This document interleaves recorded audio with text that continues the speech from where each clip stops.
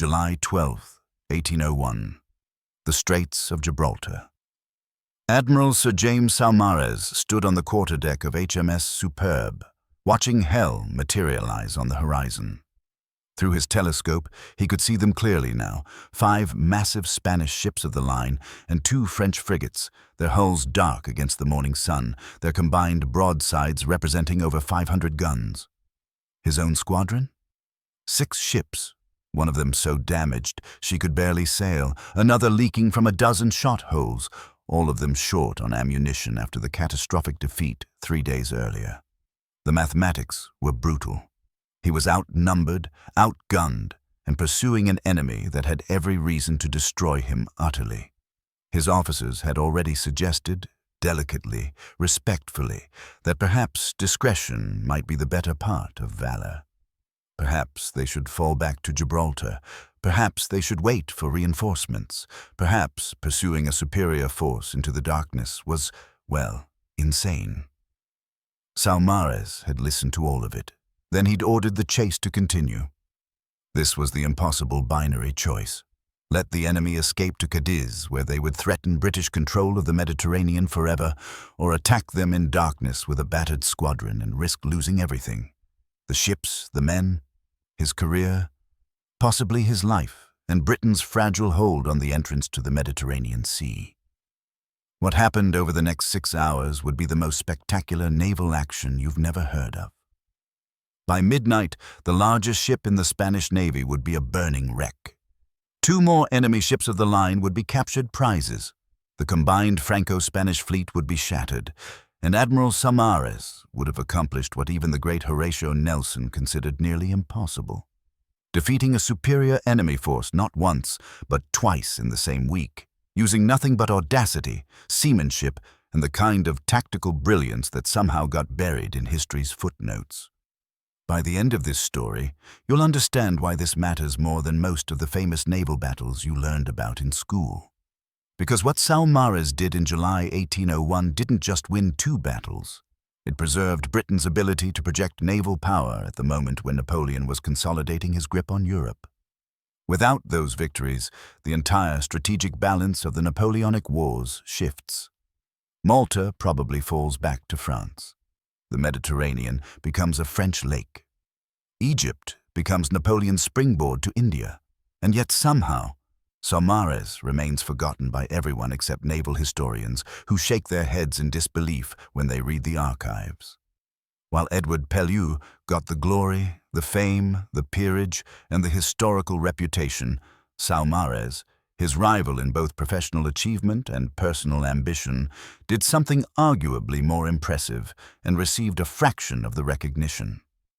Let me show you why that's a historical injustice worth correcting.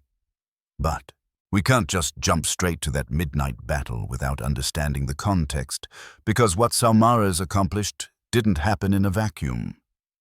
To understand why it mattered so monumentally, you need to grasp what was at stake in the Mediterranean in 1801, and why the entire strategic architecture of Britain's war with France hinged on events at the western entrance to that sea. The year 1801 was a hinge point in European history. The French Revolutionary Wars, which had been raging since 1792, had transformed into something far more dangerous. Napoleon Bonaparte's personal crusade to dominate Europe. After his coup in 1799, the young first consul had spent 18 months consolidating power, reforming France's government, and, most importantly, rebuilding French military might. By 1801, France had won on the continent. Austria, Britain's last major ally, had been crushed at Marengo and forced to sign the Treaty of Lunéville. Prussia remained neutral. Russia was wavering. Britain stood alone, her armies tiny, her only real weapon the Royal Navy. And even there, Britain faced a terrifying new reality. France was no longer fighting alone. Spain had joined France in 1796, bringing her enormous navy into the war. The Spanish fleet in 1801 comprised approximately 56 ships of the line, not as well-trained as British ships, perhaps, but numerous, well-armed, and when combined with the French Navy's 39 battleships, theoretically capable of challenging British naval supremacy. Even more concerning, Denmark, Sweden, and Russia had formed the League of Armed Neutrality, effectively closing the Baltic to British trade and threatening to add 3 more navies to the anti-British coalition. Think about what this meant strategically. Britain was an island nation that depended utterly on seaborne trade. Her ability to feed her population, supply her industries, and finance the war all depended on controlling the sea lanes. If the combined Franco-Spanish fleet ever achieved local superiority in a critical theater, they could convoy an invasion force to Ireland, transport an army to Egypt, reinforce French positions in the West Indies, or, most catastrophically, escort a French invasion force across the English Channel. The Mediterranean was the hinge on which this global contest turned. Control the Mediterranean and you controlled the route to India via Egypt, access to Turkish and Italian trade, the strategic islands of Malta and Minorca, the ability to support or threaten French armies in Italy and Egypt, and, critically, the symbolic demonstration that the Royal Navy could project power anywhere, even into an almost enclosed sea surrounded by hostile or neutral powers. In 1798, Nelson had won the Battle of the Nile, destroying Napoleon's Egyptian expedition and temporarily securing British dominance. But by 1801, the situation had deteriorated dramatically. The French garrison in Egypt was trapped but undefeated.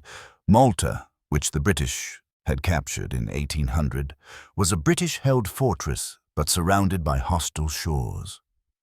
The Spanish fleet lurked in Cadiz, rebuilt and reinforced.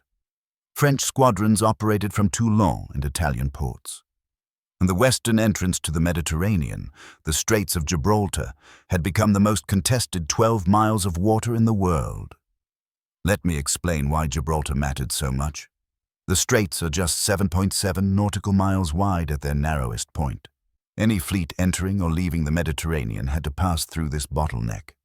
Control Gibraltar and you controlled access to the entire Mediterranean theater. The British garrison on the Rock could observe every ship that passed. British squadrons based there could intercept enemy forces trying to enter or leave. It was, quite literally, the strategic cork in the Mediterranean bottle. But there was a problem. Gibraltar might be British, but the northern shore belonged to Spain, and the southern shore belonged to Morocco. Just 4 miles across the bay sat Algeciras, a Spanish port with dockyards, fortifications, and the ability to shelter large naval forces. If the Franco-Spanish fleet could concentrate at Algeciras, they could sortie in overwhelming strength, force their way past Gibraltar, and either enter the Mediterranean to threaten Malta and Egypt, or exit into the Atlantic to threaten the West Indies or even Britain itself. In July 1801, that's exactly what they were trying to do. The strategic calculus was simple but terrifying. Admiral Honoré Ganteaume had brought a French squadron from Brest to Toulon, fighting past Nelson's blockade. Spanish squadrons from Cadiz and Cartagena were moving to rendezvous with the French.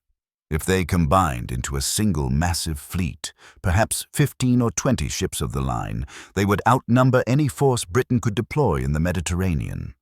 The French garrison in Egypt could be reinforced. Malta might be retaken, British trade would be swept from the sea.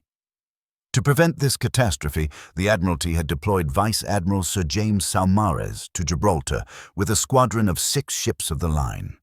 His orders were straightforward and impossible. Prevent the junction of French and Spanish forces. Observe, harass, intercept, and if necessary, fight to prevent enemy squadrons from combining. 6 ships against potentially 20. The numbers didn't work. Everyone knew it, and that's exactly what terrified everyone, from the Admiralty in London, to the garrison at Gibraltar, to the merchants whose livelihoods depended on Mediterranean trade. The entire edifice of British power in the Mediterranean, perhaps British power globally, rested on Saumarez accomplishing the impossible with inadequate forces against unfavorable odds in one of the most strategically complex maritime theaters in the world. And on July 6, 1801, it all went catastrophically wrong. There was one man who thought differently about what seemed like an impossible situation, Admiral Sir James Saumarez was 54 years old in 1801, a lean, weathered man with piercing blue eyes and a reputation for two seemingly contradictory qualities: exceptional seamanship and unusual caution. His contemporaries described him as methodical, deliberate, and deeply religious. Not exactly the adjectives you'd associate with someone about to attempt one of the most audacious naval operations of the entire Napoleonic Wars. But James Saumarez was more complicated than his reputation suggested. He had been born on March 11, 1757, on the Channel Island of Guernsey, into a family with deep maritime roots but limited wealth. The Saumarez family were minor gentry, respectable but not rich, connected but not powerful. For James, the Royal Navy represented the only real path to advancement, and he'd entered it as a 12-year-old midshipman in 1770. This wasn't the privileged entry of an aristocrat's son. This was a middle-class boy choosing a profession where merit might count for more than birth. His early career taught him 3 lessons that would define his approach to command. First, during the American Revolutionary War, he served under Admiral Sir Samuel Hood, one of the Royal Navy's greatest tactical innovators. Hood taught his officers that following the rule book was fine, but winning battles required creative thinking. Saumarez absorbed this completely. His journals from the period are filled with analyses of Hood's decisions, particularly his willingness to take calculated risks when the strategic situation demanded it. Second, Saumarez survived the wreck of HMS Bristol in 1775, a traumatic experience that killed several shipmates and nearly ended his career before it began. The experience taught him that seamanship, real, practical knowledge of how ships actually behaved in extreme conditions, mattered more than courage. Brave men died in storms just as readily as cowards. Smart men who understood ships, wind, and water survived to fight another day. From that point forward, Saumarez became obsessive about ship handling, navigation, and the practical mechanics of naval warfare. Third, and perhaps most importantly, he learned that being good wasn't enough. During the 1780s and early 1790s, Saumarez watched less capable but better connected officers get promoted ahead of him. He watched Edward Pellew, 6 years his junior, rise to prominence through a combination of genuine skill and shameless self-promotion. He watched Nelson, 8 years younger, become the Navy's golden boy through spectacular victories and a genius for publicity. Saumarez was skilled enough to recognize that both Pellew and Nelson deserved their reputations. But he also knew, with the bitter certainty that comes from being repeatedly passed over, that he was at least their equal in seamanship and tactical ability. What he lacked was their flair for drama, their instinct for the grand gesture that captured public imagination. This created a fascinating psychological dynamic. Saumarez wasn't jealous exactly. He was too professional for that, but he was deeply, quietly ambitious. He wanted recognition. He wanted vindication. He wanted history to record that James Saumarez had been more than just competent, that he'd achieved something genuinely remarkable. His personal life reflected this complexity. In 1788, he had married Martha Le Marchant, the daughter of a Guernsey merchant family, in what was clearly a love match rather than a strategic alliance. His letters to Martha reveal a warm, affectionate man who wrote poetry badly, loved his children intensely, and worried constantly about providing for them. Naval pay for officers below flag rank was modest. Prize money could be substantial, but Saumarez had been unlucky there. He'd missed several major actions due to posting decisions beyond his control.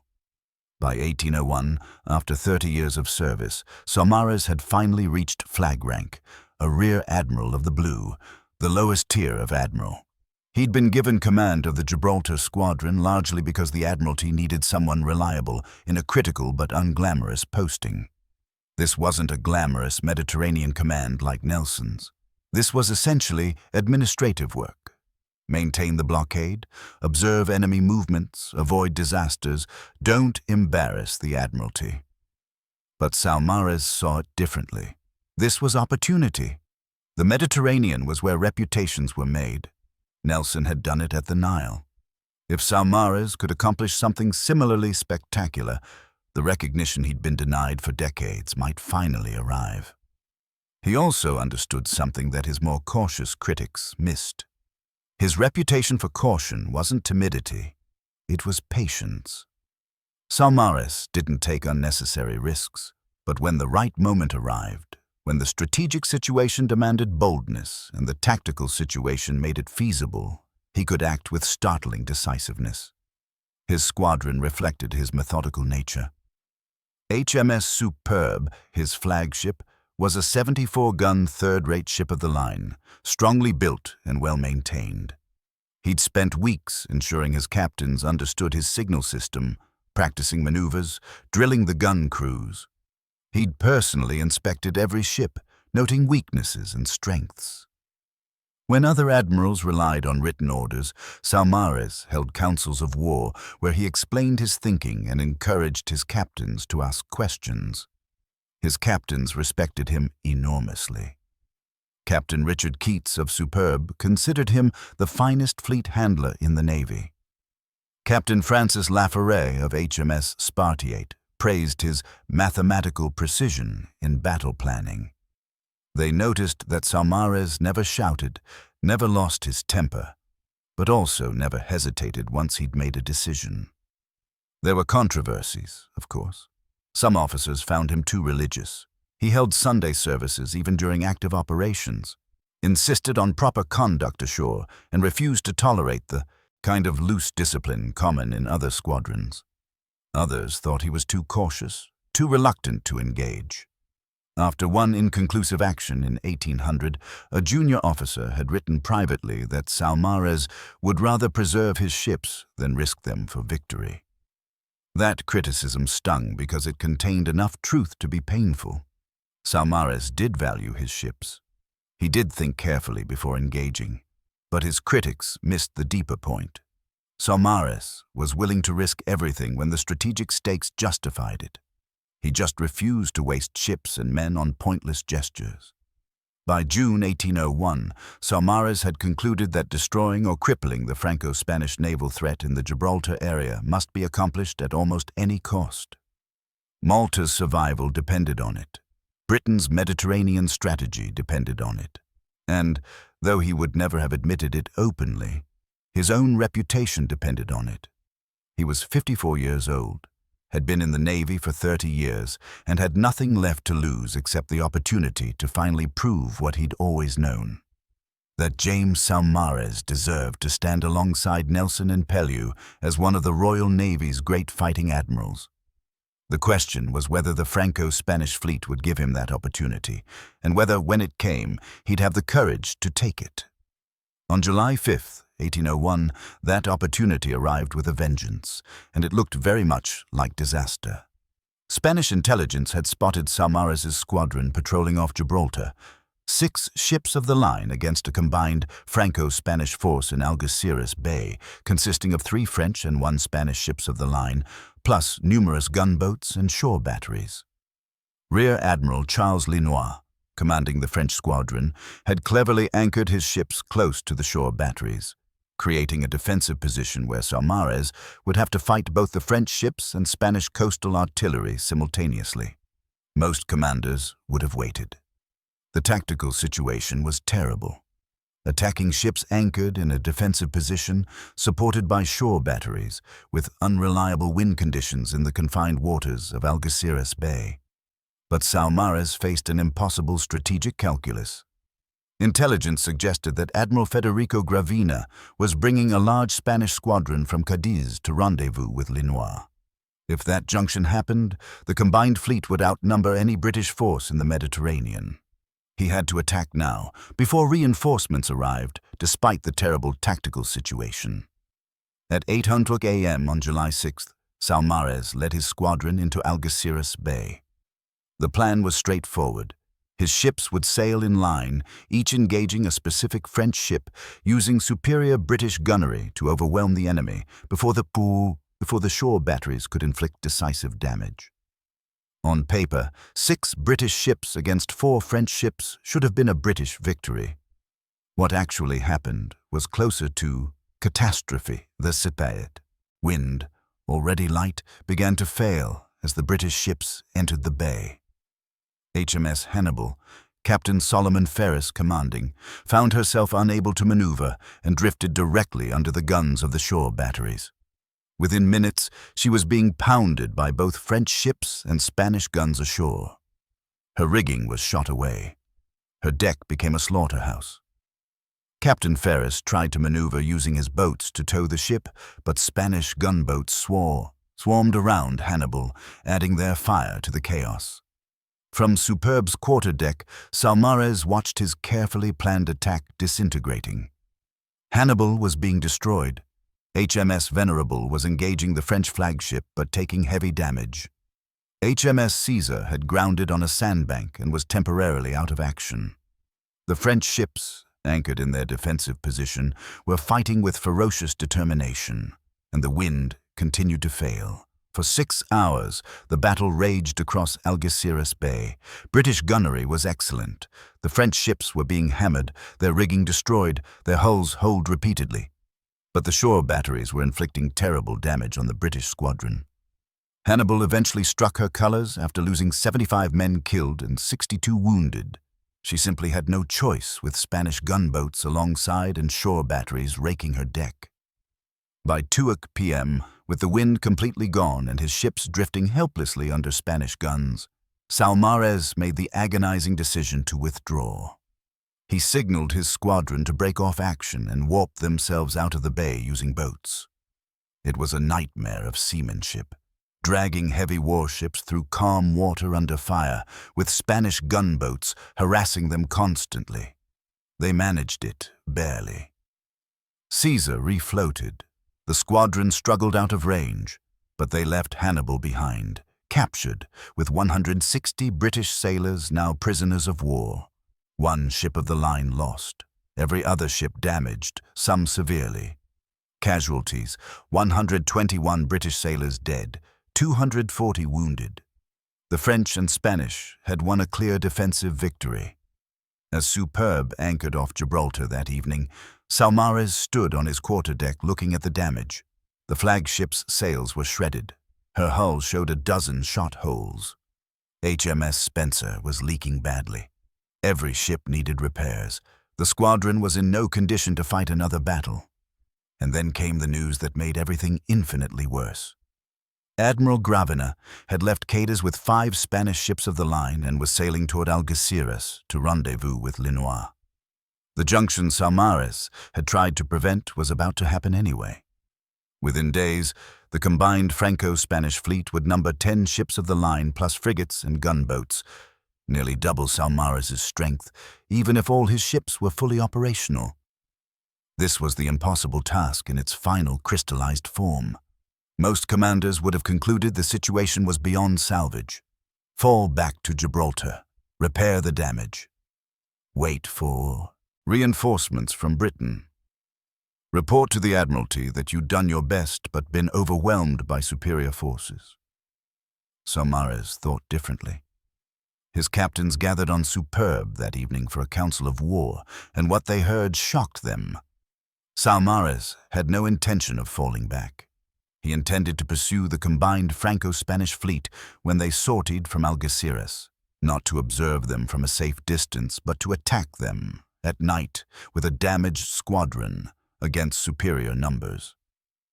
Captain Keats of Superb pointed out the obvious problems. "Sir, Spencer is taking on water. Venerable's mainmast is sprung. We're short on ammunition. We've just been beaten. The men are exhausted." "I'm aware," Saumarez replied calmly. "I'm also aware that if we let Gravina and Linois unite and escape into the Atlantic or proceed into the Mediterranean, we'll have lost control of the entire theater. Malta will be isolated. Egypt will be reinforced. The strategic consequences will be catastrophic. But attacking at night is our only advantage," Saumarez interrupted. "The Spanish and French are excellent sailors in daylight. But night fighting requires intimate ship handling skills and discipline under stress. British crews have that. Spanish crews, especially those recently out of port, do not. If we attack them in darkness, in confined waters, we turn their numerical advantage into a liability. Large fleets can't maneuver well at night. Ships collide. Signals are missed. Discipline breaks down. He paused, looking at each of his captains in turn. Gentlemen, I'm not ordering anyone into a suicide mission. If you believe this is impossible, say so now. But consider this. We're 6 ships. If we do nothing, we fail completely. If we attack and lose, we haven't changed the strategic outcome. We were already too weak to stop them, but if we attack and succeed, we accomplish something extraordinary. It was the gamble laid bare. He was risking his reputation, his career, everything. The Admiralty would never forgive him if he lost more ships in a reckless night attack against superior forces. But he was offering his captains a chance at something remarkable, a victory against odds that would be remembered as long as the Royal Navy existed. One by one, his captains agreed. Not because they were certain of success, the plan was audacious, bordering on insane, but because they trusted Saumarez's seamanship and because deep down, they understood he was right about the strategic stakes. For the next 3 days, Saumarez drove his squadron mercilessly. Carpenters worked around the clock repairing damage. Sailmakers produced new canvas. Gun crews practiced night fighting procedures. Saumarez personally supervised everything, barely sleeping, appearing everywhere, ensuring his ships would be ready when the moment came. He also refined his plan. Night attacks were chaos by nature, but he could impose some order through careful preparation. He divided his squadron into 2 divisions. The first, under his direct command, would engage the rear of the enemy line. The second, under Rear Admiral Sir Richard Keats, would attack the van. Each division would operate semi-independently, captains empowered to make tactical decisions without waiting for signals. This was revolutionary command philosophy for 1801. Most admirals maintained rigid control, requiring captains to follow orders exactly. Saumarez was doing the opposite, giving his captains broad guidance and trusting their judgment. It reflected his understanding that night actions would be too chaotic for centralized control. Better to train excellent captains, explain the objective clearly, and let them fight their ships as circumstances demanded. He also addressed the psychological challenge. His crews had just been defeated. Morale could easily collapse. Instead, Saumarez held a general assembly on each ship, explaining clearly what had happened at Algeciras. Bad luck with wind, not cowardice or incompetence, and what would happen next, pursuing a larger enemy force at night because the strategic stakes demanded it. He didn't minimize the risks. He didn't promise easy victory, but he made them understand why it mattered. "We're not fighting for glory," he told the assembled crew of Superb. "We're fighting because Britain needs us to stop that fleet. Your families back home need us to stop that fleet. Every merchant who depends on the Mediterranean trade needs us to stop that fleet. Can we do it? I believe we can. Will it be dangerous? Absolutely, but I promise you this. If we succeed, you'll have accomplished something your grandchildren will read about with pride." It was exactly the right message. Serious, honest, purposeful. The crews responded with something close to grim determination. They'd follow Saumarez into hell if necessary, not because they loved him, he was too reserved for that kind of personal charisma, but because they respected his professionalism and believed he knew what he was doing. By July 12th, Saumarez's squadron was as ready as it would ever be. Spencer was still leaking, but operational. Ammunition had been redistributed, damaged rigging had been replaced or jury-rigged. The ships weren't perfect, but they were capable of fighting. And that afternoon, the scouts reported what Saumarez had been waiting for. The combined Franco-Spanish fleet was leaving Algeciras, sailing toward Cadiz with favorable wind. 10 ships of the line, 5 Spanish, 3 French, 1 Spanish, plus Hannibal, the captured British ship now flying French colors. Saumarez watched them through his telescope, counting the ships, assessing their formation, noting the wind conditions. His captains waited for orders. "Signal the squadron," Saumarez said quietly. "General Chase, we're pursuing immediately." Captain Keats blinked. "Sir, they'll be at sea for hours yet. If we wait until they're well clear of Algeciras, we pursue now," Saumarez interrupted. "I want to catch them at dusk, when they're organizing their nighttime formation. That's when they'll be most vulnerable, transitioning from day sailing to night sailing, trying to keep station in fading light. If we push them, they'll make mistakes." It was brilliant and terrifying in equal measure. A conventional admiral would wait, observe, perhaps engage the next day.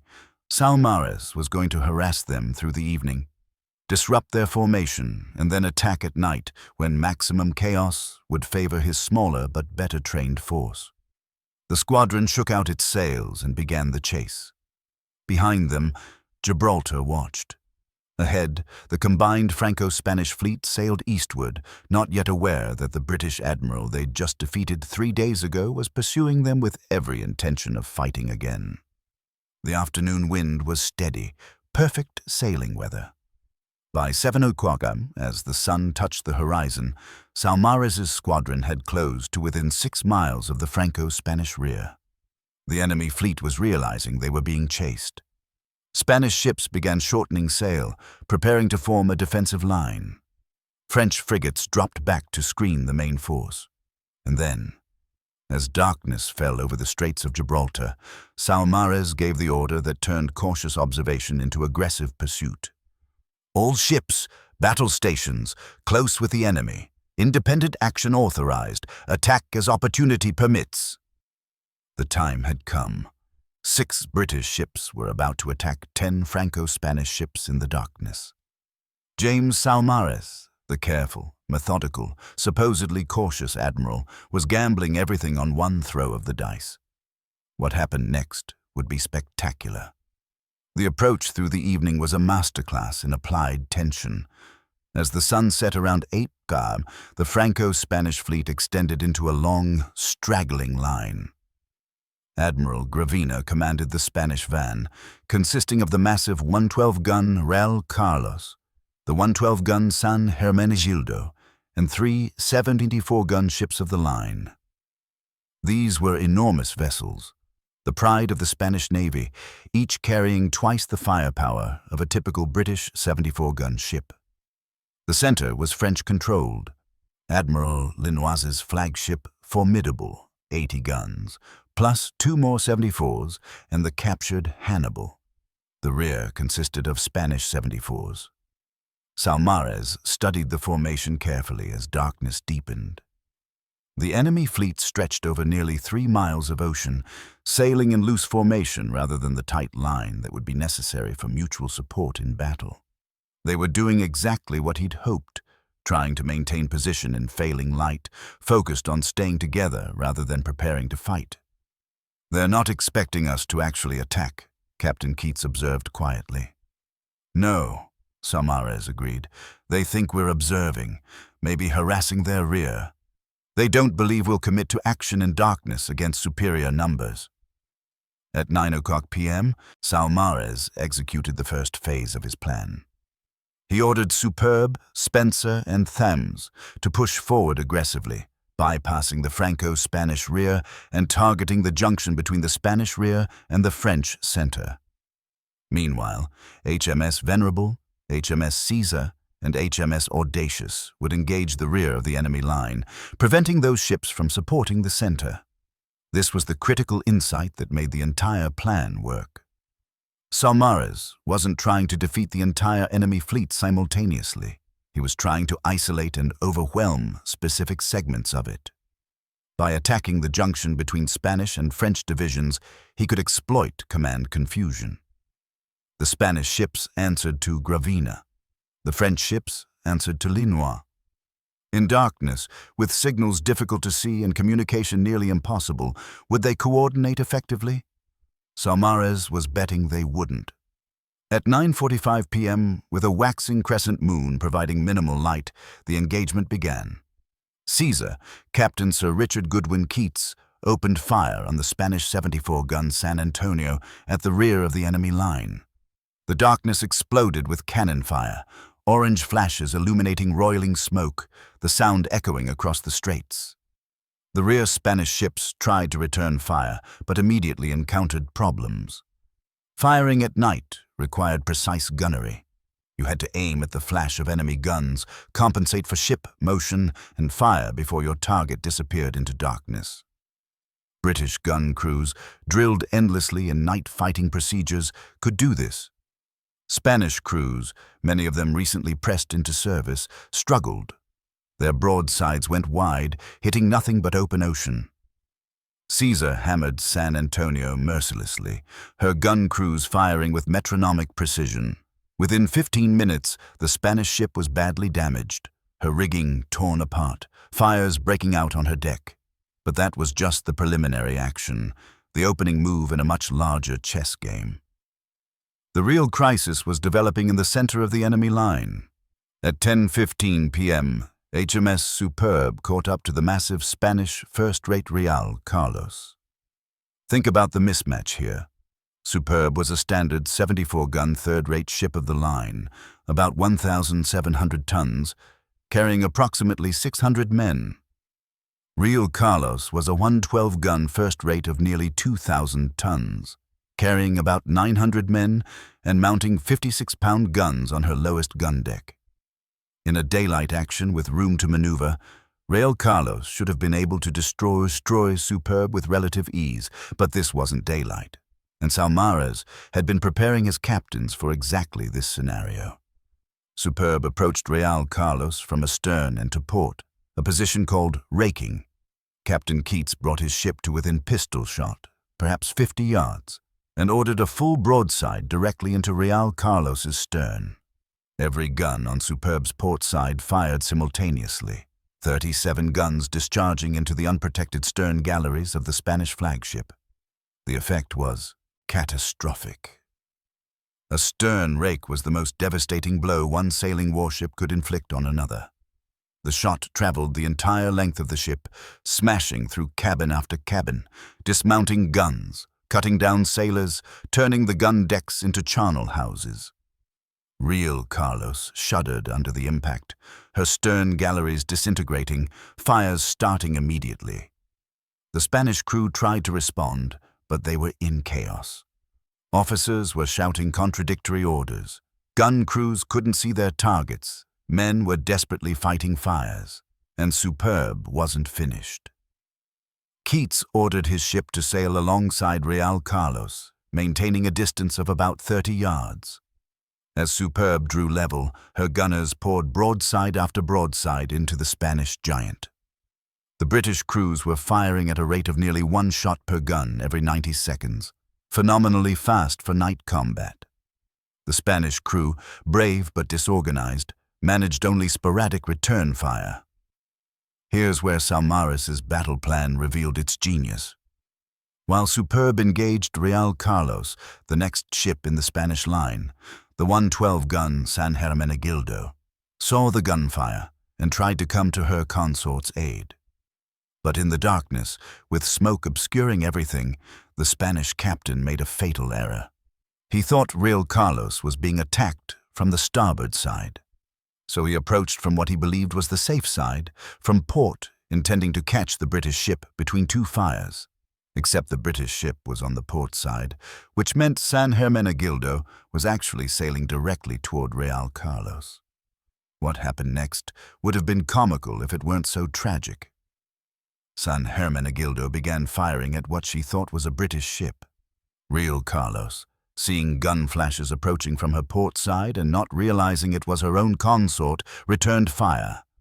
For 10 minutes, the 2 largest ships in the Spanish Navy pounded each other at close range in the darkness, each thinking they were fighting the British. By the time Spanish officers realized the mistake and tried to correct it, both ships were catastrophically damaged and locked in a death embrace. Their rigging had become entangled. Both ships were on fire. Aboard Real Carlos, Flames reached her magazine at 11:30 p.m.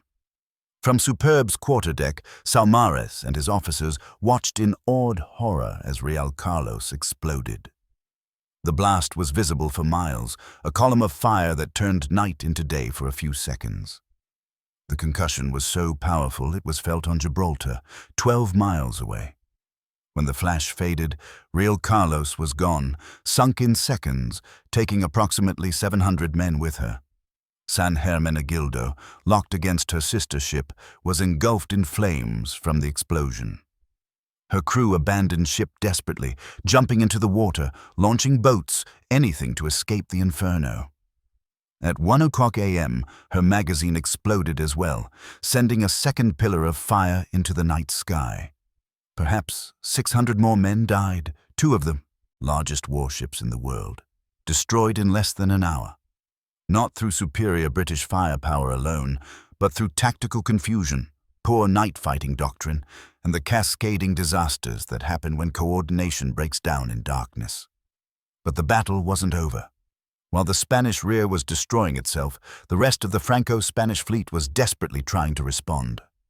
Admiral Linois, aboard Formidable, was a skilled officer who immediately grasped that his fleet was being ripped apart by a smaller but better coordinated British force.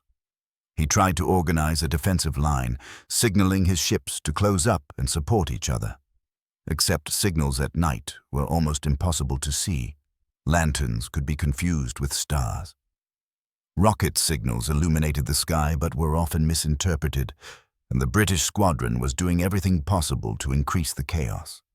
At 11:00 p.m., HMS Venerable, Captain Samuel Hood, engaged Formidable directly. This was the matchup Linois wanted, his 80-gun flagship against a British 74. In his mind, if he could destroy or cripple Venerable, he could rally his scattered squadron and still salvage a defensive victory. The two ships hammered each other in a private war within the larger battle. Formidable fought magnificently, her gun crews maintaining disciplined fire despite the chaos around them. Venerable responded with the relentless precision of a veteran British crew. For 45 minutes they exchanged broadsides, neither gaining decisive advantage, both ships taking terrible damage. And then, at 11:45 p.m., disaster struck the French flagship. A British shot struck Formidable's mainmast near its base. The massive spar, already weakened by earlier hits, began to topple. Sailors scrambled to cut away the rigging, but they were too slow. The mainmast crashed down across the deck, dragging the mizzenmast with it, bearing dozens of men under splintered wood and torn canvas. Linois was unhurt, but his ship was crippled. Formidable could barely maneuver. Her gun crews were disorganized. Captain Hood sensed the opportunity and ordered Venerable to close for boarding. British Marines and sailors massed on the deck, ready to swarm across and capture the French flagship. But Linois wasn't finished. As Venerable approached, he ordered his crews to set boarding nets and prepare to repel boarders. His frigate escorts finally arrived, adding their fire to the melee. The moment stretched into a brutal close-range exchange where men could see each other's faces, where musket fire and pistol shots augmented the roar of cannon. Venerable was taking too much damage. Captain Hood made the agonizing decision to break off, to sail clear and preserve his ship rather than risk losing her in a boarding action. Formidable drifted away in the darkness, crippled but still afloat, her crew frantically working to jury-rig some kind of steering control. Meanwhile, further down the line, other dramas were playing out. The captured Hannibal, still flying French colors but manned by a prize crew, was sailing in the rear of the French line. HMS Thames spotted her and closed to engage. But in the darkness, Thames's captain wasn't certain which ship he was approaching. Was it French, Spanish, British? The flags were impossible to read in the darkness. Thames fired a challenging shot. Hannibal responded with a broadside, clearly hostile. Thames closed and the two ships traded fire for 30 minutes before Hannibal, badly outnumbered and with a skeleton crew, struck her colors. The British ship that had been captured 3 days ago was now recaptured, changing hands for the second time in less than a week. At the rear of the line, San Antonio was being systematically destroyed by Caesar. The Spanish ship fought bravely, but her inexperienced crew couldn't match British gunnery. By midnight, her rigging was completely shot away. She was drifting helplessly. Her captain, Don Juan Moreno, finally struck his colors when it became clear that continuing to fight would only result in pointless casualties. By 1 a.m., the battle was effectively over, though sporadic firing continued until nearly 2 a.m. as British ships pursued fleeing enemy vessels into the darkness. The Franco-Spanish fleet, which had entered the straits with 10 ships of the line, was shattered. 2 Spanish first-rates were destroyed completely, their wreckage scattered across the seabed. Hannibal and San Antonio were captured. Formidable was crippled and fleeing toward Cadiz. The remainder of the Spanish squadron was scattered and demoralized, some ships heading for Cadiz, others for Algeciras, all coordination lost. Saumarez's squadron, battered but intact, controlled the Straits of Gibraltar. What had seemed impossible 6 hours earlier, defeating a superior enemy force through a night attack, had been accomplished through superior seamanship, better training, and the kind of audacity that created legends. As dawn broke on July 13th, the full extent of the victory became visible. Wreckage from Real Carlos and San Hermenegildo was still floating in the straits. Hannibal and San Antonio, flying British colors now, were under tow toward Gibraltar. Spanish and French survivors clung to spars and pieces of timber, waiting to be rescued. The sea was filled with the debris of destroyed fleets. From Superb's quarterdeck, Admiral Saumarez watched the sunrise in silence. He had done it. He had taken a damaged squadron, pursued a superior enemy force, and destroyed them in darkness through tactical brilliance and professional excellence. Captain Keats approached quietly. "Congratulations, sir. A magnificent victory." Saumarez nodded slowly, but his expression was somber rather than triumphant. Because while he'd accomplished something remarkable, he was also acutely aware of the human cost written across the water in front of him. The immediate aftermath of the Second Battle of Algeciras, historians would call it the Battle of the Strait of Gibraltar to distinguish it from the earlier defeat, was a study in contrasts between military triumph and human tragedy. The casualty figures told the story in stark numbers. British losses were remarkably light: 17 killed, 108 wounded across the entire squadron, painful but sustainable. Spanish losses were catastrophic. Real Carlos and San Hermenegildo together took perhaps 300 men to the bottom when they exploded. San Antonio's casualties numbered approximately 100 killed and 150 wounded. The captured and recaptured Hannibal lost another 40 French sailors. Total Franco-Spanish casualties exceeded 1,800 men killed or wounded, not counting hundreds more captured. 1,800 casualties. Each represented a person: a Spanish sailor with a family waiting in Cadiz or Cartagena, a French gunner with a sweetheart in Marseille, an officer who'd spent years learning his profession only to die in a night action that destroyed his ship in minutes. Saumarez understood this completely.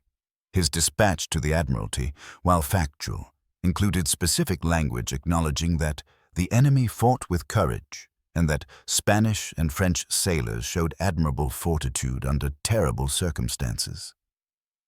This wasn't just diplomatic language. Saumarez genuinely believed that glorifying war was immoral. He'd won a magnificent victory, yes, but he'd also sent thousands of men to their deaths. That reality deserved acknowledgement, not celebration. The strategic consequences were immediately apparent. The junction of French and Spanish forces that Saumarez had been ordered to prevent had been prevented permanently. The Franco-Spanish fleet that might have threatened Malta, reinforced Egypt, or contested British naval supremacy was scattered and demoralized. Lenoir limped back to Cadiz with Formidable and the remnants of his squadron. He would never again attempt major operations in the Gibraltar area. Admiral Gravina, having lost two of the Spanish Navy's finest ships, faced a court of inquiry and was effectively sidelined for months. More importantly, the Royal Navy had demonstrated that even numerically superior enemy forces couldn't challenge British control of the Straits of Gibraltar. This had profound psychological impact throughout the Mediterranean.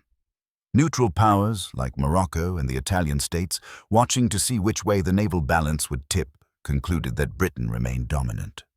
French plans to reinforce Egypt became impossible. No squadron could reach the eastern Mediterranean without passing Gibraltar, and no French admiral wanted to try that passage after what happened to Linois. In Gibraltar, the reception was rapturous. The garrison had watched the battle from the rock, seeing the explosions, hearing the gunfire, witnessing the dawn reveal British prizes being towed into harbour. Governor! His Royal Highness, the Duke of Kent, father of the future Queen, Victoria, personally came aboard Superb to congratulate Saumarez, something almost unprecedented for a royal duke. The prize money situation was complicated but substantial. Normally, the admiral and captains would share a fortune from captured enemy ships. But Hannibal had been British originally, so recapturing her didn't count as a prize. San Antonio was worth perhaps £30,000, to be divided among the entire squadron according to the complex formula that gave the admiral 1/4, captains significant shares, and ordinary seamen tiny amounts. It was enough to make a difference to Saumarez financially, though far less than if he'd captured 4 or 5 enemy ships. What mattered more to Saumarez was the recognition. Dispatches to London took 2 weeks by fast ship. When they arrived, the Admiralty's response was immediate and overwhelming. King George III personally reviewed the action and ordered Saumarez promoted to Vice Admiral of the Blue and created a baronet, Sir James Saumarez, a hereditary title that would descend to his male heirs. Parliament voted him a formal thanks, something reserved for only the most significant victories. Prize courts awarded extra payments. Lloyd's of London, representing maritime insurance companies, gave him a ceremonial sword worth £1,000. The City of London held a banquet in his honour, and the newspapers, which had largely ignored Saumarez for 3 decades, suddenly discovered him. The Times published a detailed account of both Algeciras' actions, emphasizing that Saumarez had turned defeat into victory through skill, determination, and the kind of aggressive spirit that characterizes Britain's naval commanders. Other papers followed suit, comparing him favorably to Nelson, who was still blockading Toulon and hadn't yet fought Trafalgar. For his captains and crews, there were also rewards. Captain Keats was promoted to Rear Admiral and given his own squadron. Other captains received commands of choice ships. Ordinary seamen got their share of prize money and the satisfaction of knowing they'd accomplished something extraordinary.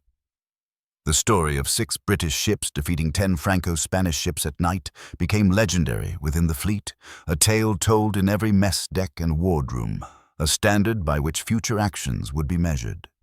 But perhaps the most important immediate consequence was what didn't happen.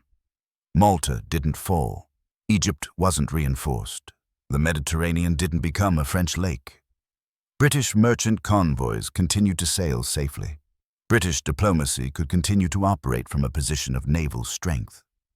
The strategic architecture that would eventually bring Napoleon down, British control of the seas, enabling coalition building, trade dominance, and global power projection, remained intact because James Saumarez had pursued a larger enemy fleet into darkness and destroyed them.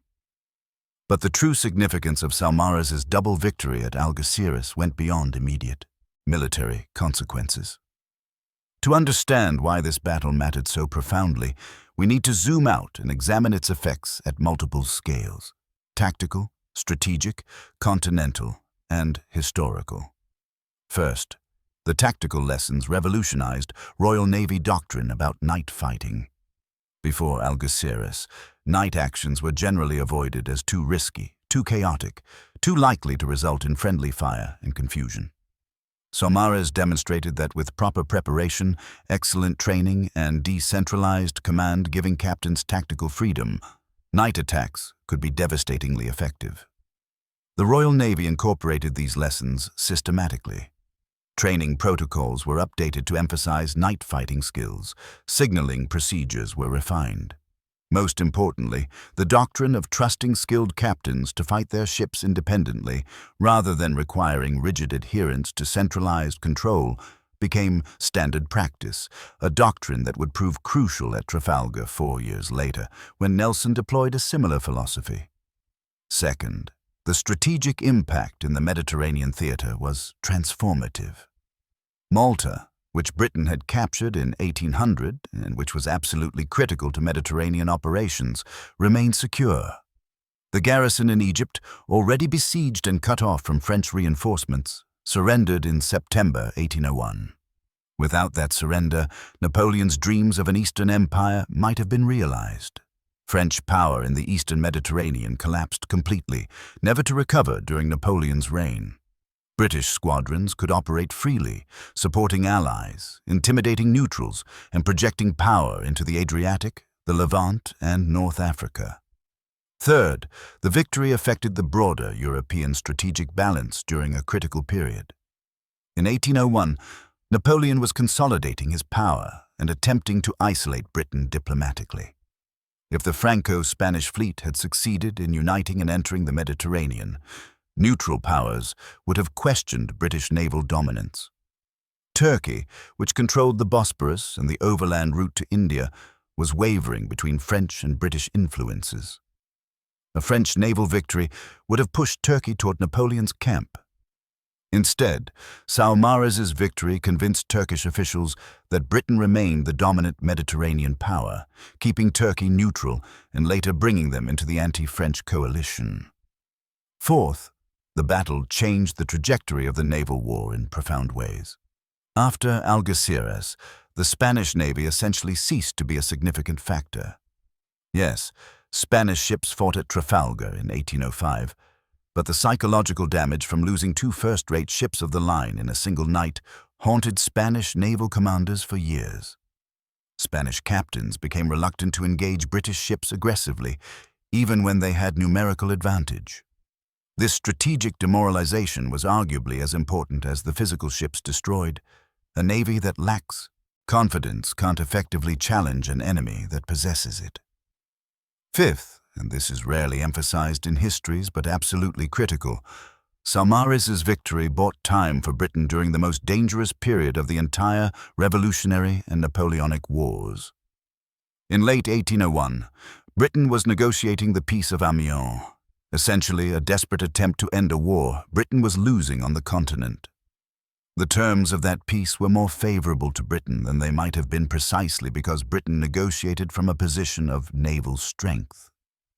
If Saumarez had failed, if the Franco-Spanish fleet had united successfully, Britain would have negotiated from weakness, and the peace terms would have been far more humiliating, potentially costing Britain Malta, perhaps even Gibraltar itself. The ripple effects continued through the entire Napoleonic period. British Mediterranean strategy, which eventually enabled the Peninsular War campaign that drained French resources and contributed significantly to Napoleon's downfall, depended utterly on secure naval communications through Gibraltar. That security was purchased by James Saumarez in July 1801.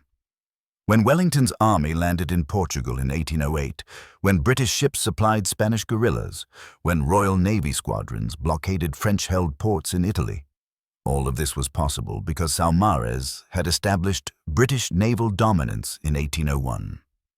From a century-long perspective, the battle represented a turning point in how naval power translated to strategic influence.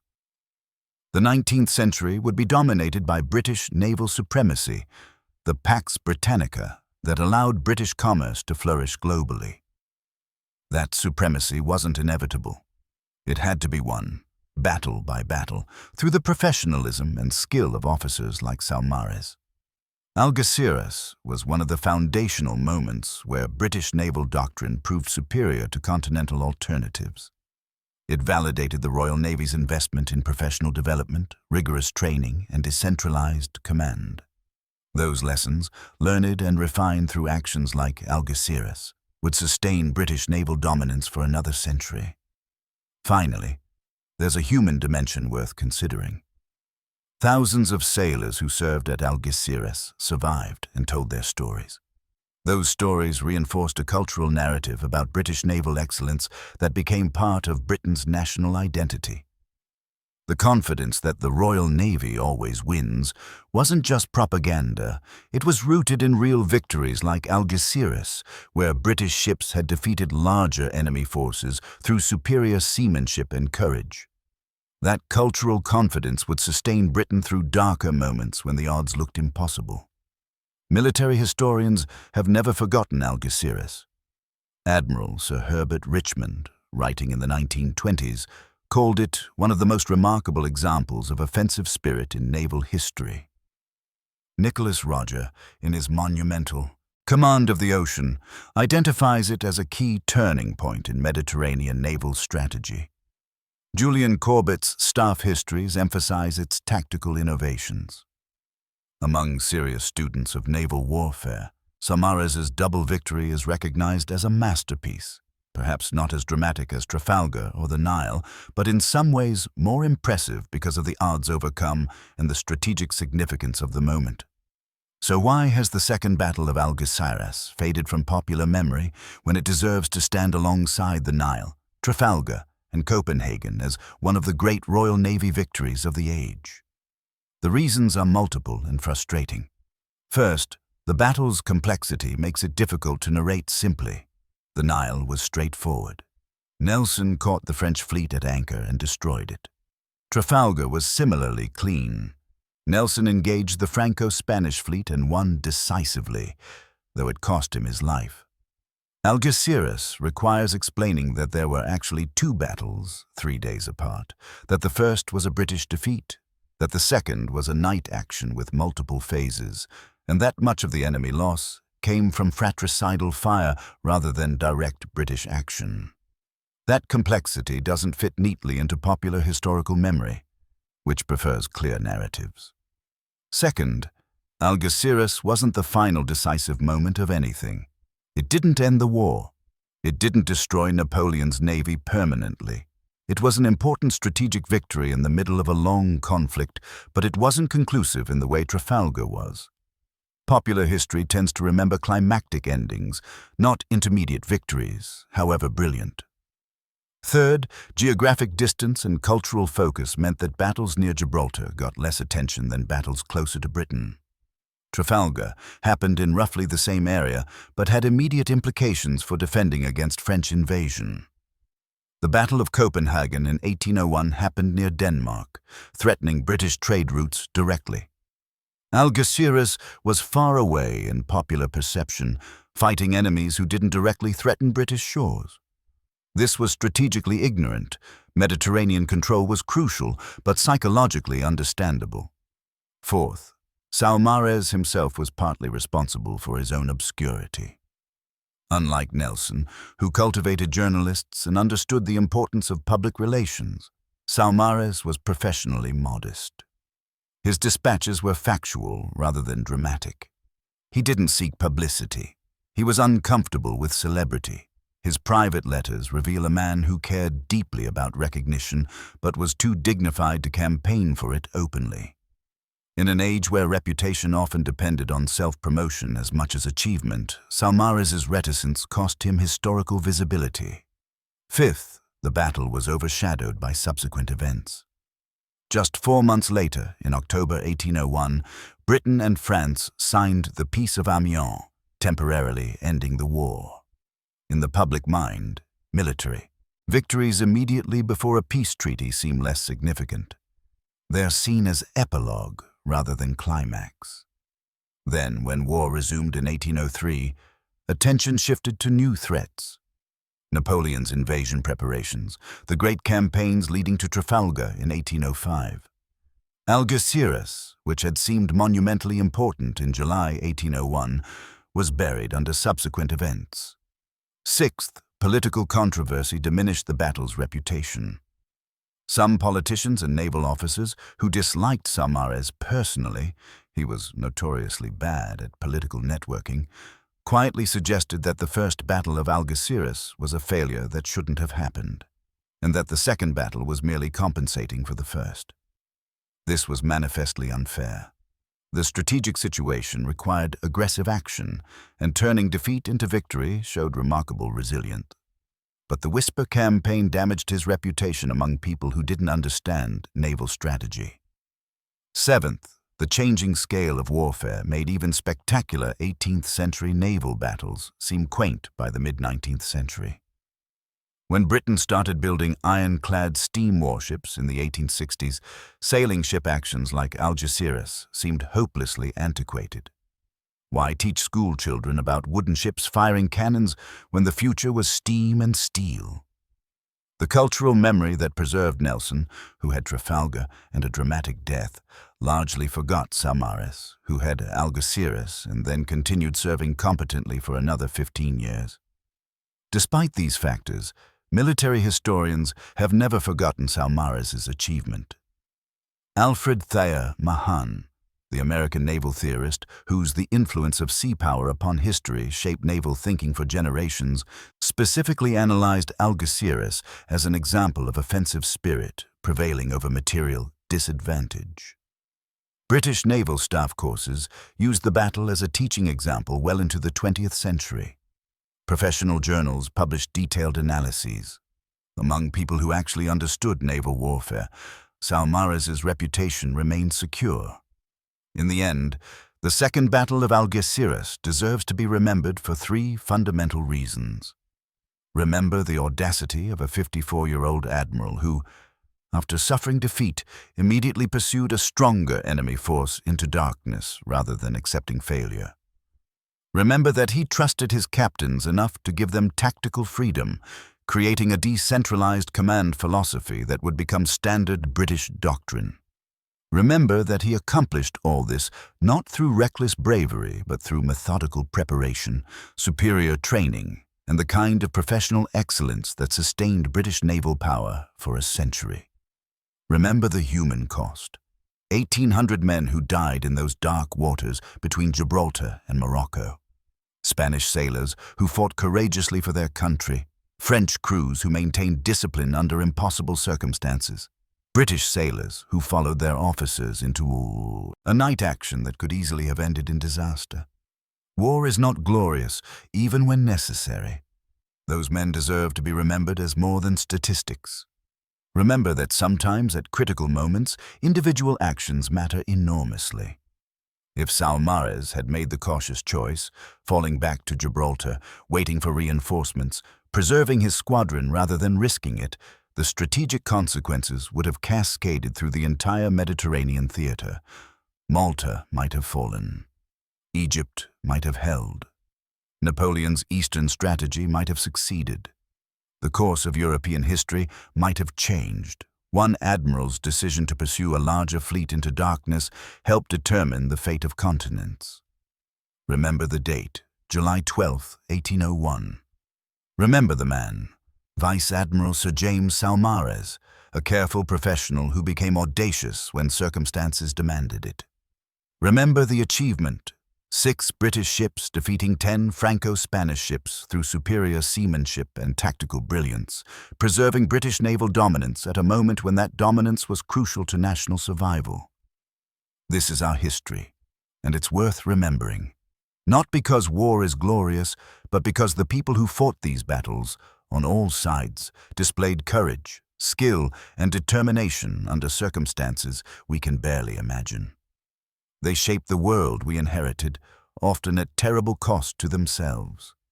The least we can do is remember their names and understand what they accomplished. James Saumarez wasn't the most famous admiral of his age. He wasn't the most celebrated, the most beloved, or the most honored. But on 2 summer days in 1801, he proved himself equal to any of them. That's a legacy worth preserving, a story worth telling, a memory worth keeping alive. Sometimes the battles history forgets are the ones it most needs to remember.